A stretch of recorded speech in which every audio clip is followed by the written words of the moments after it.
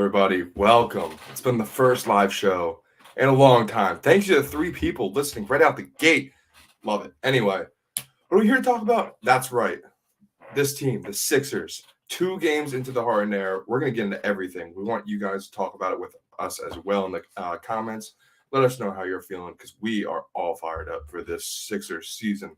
We're going to get into everything. We're going to talk Sixers with Harden. We're going to talk rest of the season. We're going to talk about the East. We're going to talk about the West. We'll talk about a crazy weekend in college basketball at the end. But we want you guys to be a part of this. That's why we went live. We wanted you guys to be a part of this. So let us know in the comments. Share with people. Come on, guys. Let's keep it going. But the Bachi Boys live show starts right now. Summer, all I did was rest. New Year's, all I did was stretch. Valentine's Day, I had sex. We'll see what's about to happen next.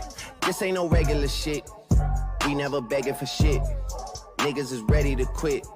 Shit that they hate to admit. In Texas, I keep a rifle inside of the whip, call it driving a stick. In Vegas, I get $2 million a night from the wind just to run through the hits. All that on top of the chips. Avis. Ethan, what's up? How you feeling? Great about the Sixers right now. Great. Oh yeah, let's hop in it right away, Davis. First, actually, we got a question from my boy Austin. He's asking us who's our top 3 for MVP nominees. Davis, you take it away. See, I mean, I love putting Embiid up there. I absolutely love putting Embiid up there. But I'm gonna go like way dark horse here, and I think DeMar DeRozan really should be the top guy right now. He's having an unbelievable season on a team that's a number 1 seed. And then I'd put Embiid behind him and Jokic right behind that. There's only been like one time in the last like 40 years that a player on a 3 seed or lower has won MVP, and that's Russell Westbrook when he had the triple-double year, his first triple-double year. And they gave him that award because averaging a triple-double for a season just sounds insane. But he did it, and they gave him the MVP award. So right now, I'm pretty sure the Nuggets are like the 6th seed, and right now the Sixers are the 3 seed, but the Bulls are sitting in the 1st seed right now, even though it's by only a few games. I would put DeMar DeRozan as my top guy, even though Embiid is the betting odd favorite. Yeah, DeRozan definitely deserves to be up there. I'm going to keep the same 2 that you kind of put up there. Embiid, Jokic. Embiid, I think, should be number 1. And then, honestly, number 2, Ja Morant. And then Jokic. Ja Morant had an MVP performance last night. 52 points. Also, franchise record. The Grizzlies have never had a player hit 50 before. I think the highest was 49. He crushed it. He had 54 last night, or 52. I forget. Yeah, but no, the I think Grizzlies, it was like 52, 53. The Grizzlies are game back on the Warriors for the 2nd seed in the West right now, which is incredibly impressive. My brother David saying he's disgusting. He is disgusting. That dunk on Jakob Poeltl was crazy. An even more impressive shot was when there's like, Ja was like, there's like 2 seconds left. No, he caught it in midair and shot it. Yeah, it was unbelievable. It was 0.4 seconds. Wow, that's crazy. That was a cross-court pass too. But I think he deserves a little bit more MVP love. He probably won't win it this year. I'm hoping our boy Embiid wins it. But I also hope that Morant wins it down the line. But Davis, that's enough MVP talk because we can talk about the MVP all day. What is your reaction to the start of the James Harden era in Philadelphia? I don't think we could have asked for anything better, honestly. We go out and crush the Timberwolves, who beat the Grizzlies the night before, right? We see Embiid having 34. We see Harden having 27, 12, and 18, or an 8. I'm sorry. Like, that game on Friday night was unbelievable, and it was awesome to see Harden out there just in a Sixers uniform. And then on Sunday, you see the Sixers just playing physical basketball, getting to the line. Embiid had 37. Harden had a triple-double, 29, 16, and 10. And combined, they were 33 for 37 from the line, just the 2 of them. So I think that's just bully basketball, and that's how we're going to win games. Yeah, I mean, that Timberwolves game was awesome. Awesome. I can't even say too many things. Sixers, we got Jake Manukin, our boy in Italy, saying what's up. Harden proved me wrong. I can't cap. Thought it would be too many people want to make shots, but it's great and selfish basketball. Jake, you were heavy with the negativity after the trade. I'm glad you have come to the dark side and noticed that Harden makes his team so much better. And I mean, He really does. He really, really does. Just the fact that he's on the court, his presence, the fact that defenders look to him, not Embiid now. Like he's getting triple teams. Like how can you leave? It's a tough time for defenders because it's like, do you go cover Harden or you cover Embiid? And then also there's Maxey. We need to talk about Maxey too. But Harden's 2 first games, great. Triple-double in the second one. First one, he was very close to a triple-double. But this team is just so much different with him on the court. And then let's talk about Maxey, actually. I mean, he had 28 in the Timberwolves game and then 29 in the Knicks game. Yep. And him being off ball adds another dimension to our game. He's fast. He is so fast. He can run on the court. And this time we can have someone who will see that and pass it to him. And I think that is such an advantage for this team.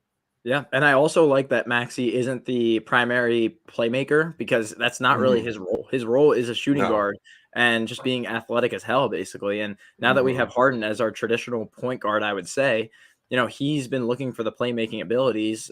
He's not playing on a Houston Rockets team that doesn't have anybody else. He can feed other people, and he doesn't need to do everything himself. So I think I would have to say, this starting lineup right now is unbelievable with Harden. It's addicting. Harden, Thibault, Maxey, Embiid, and unfortunately Tobias Harris has been awful. Let's not hate on Tobias too much. I've lost it with him. He needs to really show himself up. He does. But I think this is going to be a little bit of a transition for Tobias. I doubt he'll stay on the team after the season, but he needs to transition into like a completely different aspect of the game. Maxey was instant. He's good. But Tobias is going to need to. But if he can just hit corner threes, be a 3-point shooter, play as a 4, I think with him on our team makes us more of a contender. Agreed. Agreed. There will be the games where he goes 0 for 9 and you're like, what the fuck? But he's 5 for 18 from the field in the last 2 games. 5 for 18. And he's 4 3-pointers. He's made 1 2-point basket in 2 games. That is really bad. I'll honestly take him just making or throwing up shots, not even making them, just throwing up shots, keeping defense honest, to be honest. But, let's get into season expectations because there's a lot that we have to talk about with this. All right, we got Jake, one more comment. Can't have 4 people looking for shots on offense. Got to trade Toby for a Draymond type of guy that will do all the dirty work and just be rolled out. I don't mind that. I 100% agree. Yeah. I think that's totally doable. And Draymond, who would that be? I don't know. Like it's not Draymond. Oh, it's not. Who's a good one? Who? I got a good option. Ben Simmons. I don't know why we haven't thought of that before. I don't know how we haven't thought about that. Really should have. But anyway, Jake, that's a really good point. Harrison makes a good point here. Yep. Agreed. Davis is looking good too, Harrison. Let's keep it equal. No, let's keep it on you, Ethan, for a little bit. No. Come on. Let's keep it on James Harden, actually. So let's talk about the season expectations. So we've been 2 games in. We got the 3rd one tomorrow night, again against the Knicks. But Davis, how are you feeling about the Sixers for the rest of the way now that we've seen a little bit of Harden and Embiid playing together? Look, we have a really tough stretch coming up, and I'm going to pull it up now, but I know we play like Cleveland, we play the Bucks, we play the Bulls, we play the Cavs. I think we might next week is really hard. We play some Western Conference teams too. We might go on a Western Conference tour or whatever, but I think that we're really going to have to prove our worth and stay healthy during these games because this month of March is very, very difficult. And the difference between like the 1 seed and the 8 seed right now in the East is basically like 5-6 games. Like we could go on a losing streak here and be in the playing game, which is absolutely what we cannot do. Agreed. I mean, I'm just so glad we have Harden for this tough stretch coming up. If you can pull up the schedule, I think we need to look at it because this next stretch is really, really tough. I know we play the Knicks, and then I believe we have some combination of the Bulls, the Heat, and I think the Nets. So there we go. We got Cleveland on Friday. We have Miami on Saturday. That's a really hard back-to-back. Miami and Cleveland. And then we start on Monday against Chicago, then the Nets on Thursday, Magic, and basically, the Nuggets, Cavs, Dallas, Toronto, Miami, all playoff teams. All of those teams are playoff teams except for Orlando. Yep. My God, Davis. And then we don't even look at the bottom. And then we got LA, Clippers, Suns, Bucks, and then Yep. I mean, this is just such a tough stretch. I'm glad we have I know. Harden, but I also think this will be really just a really good test to see of where this team is at and what our potential could be for the playoffs. Yeah, and I don't want to go too far in the future, so let's just look at this next weekend. We are playing 3 top 4 seeds in the East in 4 days. Mm-hmm. That is extremely difficult. Extremely difficult. I mean, yeah, it is. But what are your expectations for the season as a whole? When it comes to, the playoffs, who do you not want to play? I want to play the Bucks. I'm still scared of the Bucks, even though they're not a part of the top of the East right now when it comes to standings. I still think they have probably the best overall roster in East. So I'd probably say the Bucks are a team that I would like to avoid. And the East is stacked this year. There's going to be one really good team that doesn't make it out of the first round because you have teams like the Sixers, the Bucks, the Nets, the Cavs, the Bulls, and let's not forget the Bucks and the Nets are between 6 and 9 seeds right now. So there's going to be a team that gets upset somewhere, and it's going to be probably one of the best playoffs ever when it comes to the Eastern Conference. Let us know in the comments right now who you think will be the Sixers' toughest opponent potentially, because I think the Sixers should aim for the 1 spot and get some combination of maybe, I don't know, the Cavs or the Celtics rather than having to play the Heat, the Bucks, or the Nets. My brother coming over to comment, RJ Barrett is the future face of the Knicks organization. I 100% agree. I was actually telling Davis the other day, I think they should trade Julius Randle and go all in on RJ Barrett. But I agree, David. I don't think that's a hot or cold take. I think that's pretty accurate. What do you think? I hope Max Krasowitz isn't in here because I'm going to say a hot take that I think the Knicks are trying to build something that's just not possible with their roster the way it's set up right now. They have to fire Tibbs first. Agreed. They have to fire Tibbs, and I think that if RJ Barrett's going to work, they're going to have to rebuild the entire roster around him. The roster around him right now will not work. Yeah, Alec Burks and Julius Randle are not the keys to winning an NBA championship. But let me ask this. Who would you not want to face the most in the conference finals? Because I think my answer has to be the Brooklyn Nets at full strength. That's an apostrophe, at full strength. I'd say the Brooklyn Nets. Yeah. Which is what, Davis? What are you talking about, Davis? Or David? It's too many David DAVIs. Too many DAVIs. What do you David? Please clarify. But yeah, the Nets are going to be tough. I'm really looking forward to seeing Ben Simmons playing this year. To be honest, I really, really want to see him playing with KD, and I think KD will be back next week. Yeah, he should be. Which isn't great for our Thursday game. Well, did you hear Did you hear about the Kyrie stuff? The Kyrie stuff. Recently?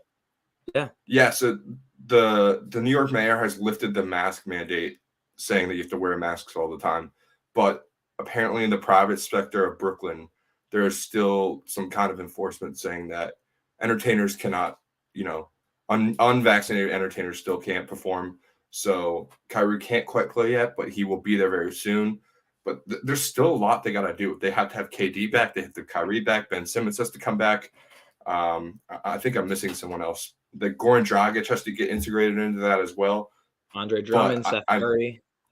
Yep. And Cam Thomas is coming out of the show a little bit. There's still Patty Mills, LaMarcus Aldridge. They have a lot of really good players. It's just about how much chemistry they can get before the playoffs. And that, my friend, is very, very troublesome. Yes, it is. Let's talk about the Sixers ceiling now. What do you think the ceiling is for the NBA championship? Because it has to be the main goal of this season, not the next season, not the future, this season. Agreed. I think an NBA championship's the ceiling, 100%, and I think most people would agree with that. But I also I'm going to be on the negative side here. I think a floor is a first round exit, and it could be that we face a Milwaukee. It could be that we face a Boston. It could be that we face Brooklyn. This year, we could even if we are the 1 seed. Agreed. Yep. Yeah, totally agreed. So I think Brooklyn the Sixers still sits at the 8 seed. So. Yeah, the Sixers could be in a tough spot later in the season, but have to play game by game and see the standing move. Yeah, March is going to be a big month for the Sixers. So before we talk about some other teams, the Sixers' future as we just said, we're only looking at this season, but the Sixers' future is a little cloudy. Not as cloudy as it's been in the past, but James Harden's contract is going to be a big point of conversation this offseason because it's not very clear whether he opted into his option for next year or not. He said he was going to. The reports said he was going to. Then the reports said he missed the window to even file it. So I don't really know what's going on with that. I hope he opts in so we don't have to pay him 5 years, like $200 million when he's going to be 38. But they have to figure out what they're going to do because if they are going to pay him, they're going to have to trade Tobias Harris most likely because he's one more year of his max contract left. A lot of things are going to, yeah. But I would not be opposed to trading Tobias this offseason and possibly getting, like Jake said earlier, Draymond Green type of player that'll just know to play his role. Totally agree. And Jake, again, truly believe Harden tipping if y'all don't make the conference finals. I agree, and I would not be opposed to that either. Yeah, if he's not going to help us win a championship, get him out of here. Yep, Tobias has 2 more years on his mega contract or whatever. So the only player that we're losing next year, really, that could matter to us, is Paul Millsap. Like seriously, we have everybody under contract next year. So if we want to run it back, we can run it back. But it really depends whether James is going to opt in or going to want a super mega deal. Yeah, I think the Sixers season this year lies on the bench. There's a lot of guys that are going to need to step up, namely Danny Green, Furkan Korkmaz, especially Shake Milton, especially. If it looks like we are going to get DeAndre Jordan, that we have our backup center, but we still need a backup point guard to play when Harden or Maxi's not on the floor. This bench really, really has to step up. I like Niang. I think he could be an X factor for us. But there's going to be those guys are going to have to step up a lot. I would like to see Paul Reed get some more minutes, but what do you think is our X factor? I think our X factor, I mean, it sounds stupid. It's Embiid. Like, seriously, like, Joel Embiid needs to stay healthy. That's my number one thing. Yeah. I'm not worried about him putting 25 and 10. Like, you know what I mean? Like, he's literally a front runner of the MVP right now. We just need him to be. His production is not an issue. Right. We need him on the court to make plays. And, we've seen this injury bug go around the Sixers for years now. So we need that to end this year, and we need to be a healthy team throughout the playoffs. Yeah, 100%, Davis. You hit it right on the head. Health is the thing that is going to bring us down. Embiid obviously stay healthy, and I think he's done a really, really good job of doing that this year. It seems like his conditioning's good, his body's right, like everything that we've had to criticize over Joel Embiid the last 2 years, he is corrected. So when it comes to him playing, we don't have to worry about that. He's an MVP. We know what we're getting with Joel Embiid, but staying on the court will be huge. Same with Harden, because it seems like we all made fun of the hamstring injury, but it seems like there is an issue there, and that has been lingering for a while. So hopefully he stays good, because I don't know what we're going to do with either one of them. Knock on wood. Everyone knock on wood who's listening to this, because we need all the bad energy away. But that is a big thing. And then Harden, showing up for the playoffs is definitely going to be another conversation as well, because there has been some conversations about that. Also, one thing about Harden that people are giving him way too much shit about is that he's a bad defender. He had 5 steals in the Knicks game, and I just saw clips on Twitter of Jason McIntyre just laid into the Sixers yesterday, and he's an idiot, doofus. We don't really need to acknowledge what exactly he said. I'm sure most of y'all saw it anyway, but he said he was like, show one clip of Harden making one good play in a game 5, 6, or 7. Remember the bubble series he had against the Thunder when it was game 7, Lou Dort was shooting a game-winning 3. Harden blocked it to send his team to the conference semifinals.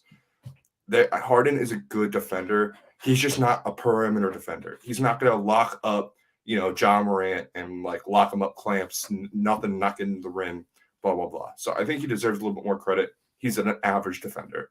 Agreed. Yeah, and he's I think obviously not Ben Simmons. It's also if when he decides to try, you know what I mean? So I think that he really does like this fit here in Philadelphia. He was frustrated in Brooklyn. He went to Brooklyn because he thought there was going to be a next trio in the NBA, a best 1, 2, 3 punch basically, and that didn't work out because Kyrie was not playing, and Harden actually played more games on the Nets when the 3 of them were on that team than Irving did. Sorry. So I think that like Harden was definitely frustrated there, and now he's coming here with Morey, a guy he has a connection with in Houston, and he likes Joel, and Yep. it seems like he likes the team. So it seems like that this could be the year where we might see, James Harden making some defensive plays and key moments of the game. And it helps when he takes off the fat suit. I legitimately think he might have been wearing like a fake pregnant belly or something, because he looks a lot better than he did with the Nets and when he first got to the Nets last year. So it seems like the effort is there, like you just said, but we'll see what happens come playoff time. If there's any more Sixers questions, leave them in the chat. Let us know what you're feeling about Harden and the Sixers. But Davis, let's go to the West a little bit. We've talked a lot about the East, and we talked enough about the Sixers and Harden. Let's talk about the West. We didn't really talk about the West. The West has always been the power conference in the NBA, but this year there's a swing in the pendulum, Davis. The East is where it's at. The East is the strongest, but the West is not looking great this year. We got the Suns at the top, and they're clearly the favorites to come out. Jake's Warriors are not far behind, even though they're kind of on a little bit of a skid right now. But we talked about the Grizzlies. We talked about some other teams, but there are a lot of dark horses in this Western Conference, namely the Denver Nuggets, that could surprise some teams. The Denver Nuggets could be getting Michael Porter Jr. and Jamal Murray back before playoff time. Oh, and by the way, they're only like the 6th seed in the West, and Jokic is having a career year. So who to you is the biggest threat in the West right now? I'm going to have to say Phoenix. They probably have the second best team when it comes to overall roster behind the Bucks. I would say the Warriors, but I think Draymond has to get healthy. I think Draymond is – the Warriors are seeing now how much Draymond meant to those championship runs, just as a presence on offense and defense, even the locker room guy. So I think that I say Phoenix right now. I wouldn't be surprised if I say Golden State by the end of the year. But if I were to go with a dark horse, I would probably say Denver. Like I would probably say Denver. Those guys coming back, but don't sleep on the Lakers too, by the way. Yeah. They have the second best player of all time, even though he's they're 9th seed right now, and they're playing horrible basketball. Don't be surprised if when AD comes back. Say that again. Yeah, they are awful. So don't be surprised if when they get healthy, they could make a little playoff run, especially if they match up with like Memphis instead of the State first round. Oh yeah. They will be a threat no matter what. As long as they stay in the 9th or 10th, 8, 9, or 10 seeds, they could totally make a run in the playoff tournament, and kill whatever. But we got a Warriors fan, Jake, he's been all active in the chat. Love it, Jake. We appreciate you. But he's a noted Warriors fan, and he says he still haven't gotten a game with Clay and Dre in the court together. And Wiseman. Totally People are forgetting about Wiseman. Looking like this month he's back. Totally agree. Yeah, Jake, you're right. Clay isn't even back to his normal self. He's still not playing consistently. Draymond has a back issue. Wiseman, I forget what happened to him. But the Warriors are going to be really, really scary if all three of those guys are in the lineup in some degree. I mean, Steph is Steph. Everyone saw the All-Star game. He went nuts. Kuminga has been a welcome surprise. Jake, let me know what you think about Kuminga, because I haven't asked you about that. I think Kuminga is really good. But agreed, it's going to be scary. Yep. I think my biggest threat in the West is I'm going to agree with you that the Suns are my dark horse. It was the Nuggets, but I'm going to throw one out there: the Dallas Mavericks. The Dallas Mavericks. Watch out for Luka Doncic. He and the Mavericks look really good since the trade deadline. If you didn't watch the Warriors game, go watch the highlights of that. They were down, I think, 18 or something like that. No, they were down 21. Yeah, they came back on a 23-1 run and won the game when Doncic was mostly not on the court. Spencer Dinwiddie has been a great, great acquisition for them. Excuse me. Davis Bertans has been good. They still have Dorian Finney-Smith. They have Hardaway. They have Brunson. This could be a very versatile team that doesn't necessarily have the big 5 guy that they just traded away in Porzingis. This team can be really, really dangerous if they have the right matchup, though. I don't think if they go up against, the Grizzlies or the Warriors, that could be bad for them. But if they have the right matchup first round, watch out for the Mavericks. Yep, 100%. We got Jake in the chat on Kuminga. His future has so much potential. He's absurd. He's a freak athlete. Excited to see him develop, as am I. He was a great player on 2K whenever I loaded in the draft classes. So that's cool. Yeah, we're not going to talk about 2K though. 2K has been rough for me recently, but what has been rough for basketball recently has been James Harden and the Sixers. Let's wrap it up. Give me a phrase on how you think the Sixers season is going to end up. I'm gonna say a phrase. Interesting. I think that being healthy is a priority. Being healthy is the priority because I'm not worried about us missing the playoffs or anything. I could totally see us dropping down into like a 6th seed, maybe even a 7th seed if for some reason this stretch of games goes pretty terribly in March. But I think that being healthy is the number one thing. Mine, James Harden, Finals MVP. Oh my God! I have a feeling. You had a dream. Did you have a dream? I had a dream that Ben Simmons got traded and he got traded like 2 days later. So you did. I didn't. But whatever. I really have a feeling in my stomach.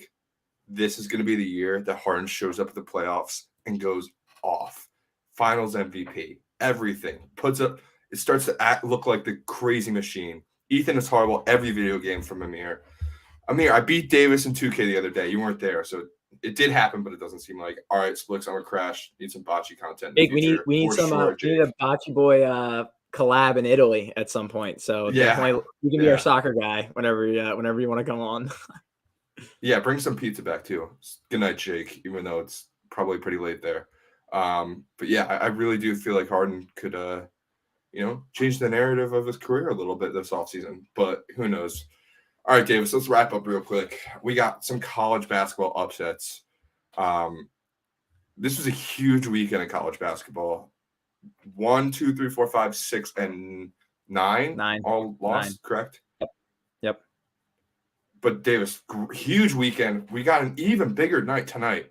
Somehow, Nova and Providence are playing right now. I had it on before. I turned it off to make sure we had a good connection, but I hope Nova wins that game. And then we also have Purdue and Wisconsin, which will be a really, really good game.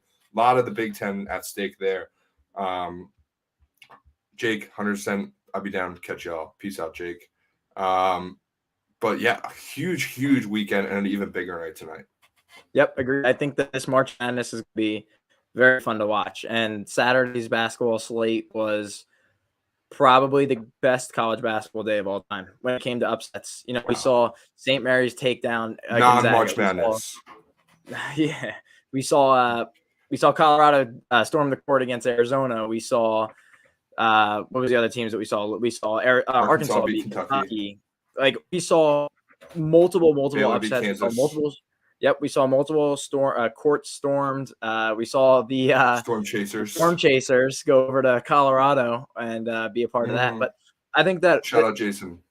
This March Madness and this college basketball year has been going under the radar in my opinion. And I think that it's really starting to come to life now. And I cannot wait for spring break, Ethan, next week, so we can do some talk about the conference tournaments and talk about March Madness because this is when the Bachi boys come alive. Yeah, put some money on a Villanova Big East tournament future. I'm telling you, this is gonna backfire so badly, Davis. So badly. If you're gonna do that, you might as well just you might as well put some money on Penn State Big Ten regular tournament champ. That's all I'm saying. All right. I think my take was pretty ridiculous, but that's just throw it in a safe and lock it and throw it in the bottom of the lake. Agreed. But yeah, huge college basketball. Davis, I cannot wait for March Madness. It's so close. We were watching highlights the other night, and it got me excited. I can feel the fire. It's going to be awesome. Yep. But Davis, I think this is a great show. Thank you for the people who watched and listened and all that good stuff. We had a pretty decent amount of viewers, so we appreciate it. Davis, any closing thoughts? With the Sixers, stay healthy, and I think after this is done, you're going to have to look up some 2K videos because you're going to be really worried the night after I beat you. Wow. Okay. All right. I'm not great at video games, but I am great at this show. So thank you to everybody Hell yeah, who stuck around. Hell yeah. Yeah. But we love the beard. I shaved mine, but we're growing out our beards for the rest of the playoffs, rest of the season. You have to grow out your long beard too, Davis. Oh, We are yeah, big that's gonna beard work. fans. We love the process. The process, I think, is finished. We'll have to see. But thank you, everyone who watched. Make sure you like, share, subscribe. I hate saying that, but like and subscribe. Share. We appreciate every one of you who stuck by, made a comment. We love you all. Have a great night and go Sixers.